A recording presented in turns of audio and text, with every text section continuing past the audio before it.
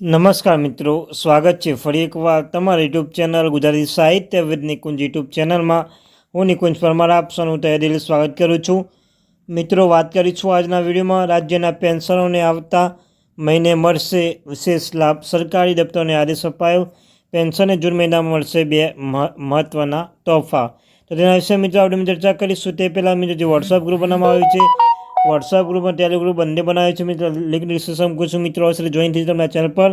સરકારી કર્મચારી, નિવૃત્ત કર્મચારી પેન્શન બાબતે હરેક માહિતી પ્રોવાઈડ કરવામાં આવશે અને સાથે પેન્શન અને ડીએ બાબતે કોઈ પણ અપડેટ આવે જાણ કરવામાં આવશે. ચેનલ સબસ્ક્રાઈબ કરવાનું ભૂલશો નહીં.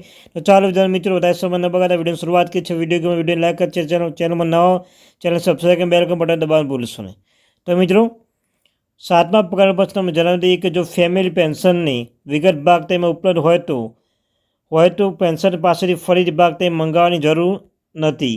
તો ત્રીજો, પેન્શન બિનજરૂરી રીતે હેરાન કરે છે અને શરૂ થતી નથી કુટુંબ પેન્શન. આ સાથે ઘણા પેન્શન પર સુધારો કરવામાં આવે છે. સાથે મિત્રો તમે જણાવી દઈએ કે જે ફેમિલી પેન્શન છે તેમાં તિજોરીના વિભાગ પાસેથી ફરી ભાગ તે મેળવવા માટે કહેવામાં આવે છે. સાથે બીજી મહત્વની વાત એ છે કે પેન્શન સંગઠન દ્વારા જણાવવામાં આવ્યું છે કે ભાગ ટાઈમ ફેમિલી પેન્શનની સંપૂર્ણ વિગતો દર્શાવ્યા બાદ પણ ફેમિલી પેન્શન પાસેથી વિભાગમાંથી ફરીથી ભાગ ટાઈમ મેળવવાની અને વેરિફિકેશન કરાવવાની કાર્યવાહી કરવામાં આવી રહી છે. તે મિત્રો આ સંદર્ભે 19/12/2022 રોજ મળેલી મિટિંગમાં નિર્ણય લેવામાં આવ્યો છે કે આવા તમામ કેસોમાં જેમાં ભાગ ટાઈમ કુટુંબ પેન્શન સંયુક્ત ફોટો, નામ અને સહીનો ઉલ્લેખ કરવામાં આવ્યો હોય તેવા ભાગ ટાઈમ મેળવવાની જરૂર રહેશે. વિભાગની તહસીલદાર તરફથી ફરીથી ટાઈમ વેરિફિકેશન કરવાની જરૂર નથી. આવા કિસ્સાઓમાં કુટુંબ પેન્શન ફોટો કાર્ડ લઈને કુટુંબ પેન્શન ચૂકવવું જોઈએ. ત્યારબાદ આ સર્વે સૂચના આપવામાં આવી છે કે જો કુટુંબ પેન્શન વિગત ભાગ ત્રણમાં હોય તો ફરીથી ભાગ ત્રણની મંગાવવાની જરૂર નથી. તેથી ઉપરોક્ત બેઠકમાં નક્કી કરાયેલ અભિપ્રાય મુજબ કાર્યવાહી કરવી જોઈએ, જેથી કુટુંબ પેન્શન બિનજરૂરી મુશ્કેલીનો સામનો કરવો ન પડે.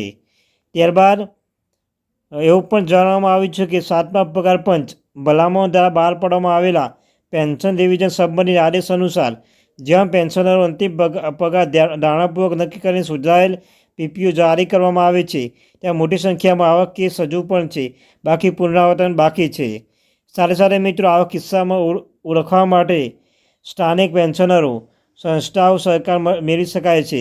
જ્યારે પેન્શનર કુટુંબ પેન્શનિક અથવા પેન્શન સંગઠનો દ્વારા આવા કેસો વિશે માહિતી આપવામાં આવે છે, ત્યારે સંબંધિત પેન્શનર ફેમિલી પેન્શન ફાઇલમાંથી એની પુષ્ટિ કર્યા પછી પેન્શન રિવિઝન માટેના પત્ર સંબંધિત વિભાગને મોકલવો જોઈએ. તે પત્ર નકલ હોવી જોઈએ. પીપીઓ જારી કરતી વખતે ઓથોરિટી મોકલવામાં આવે છે.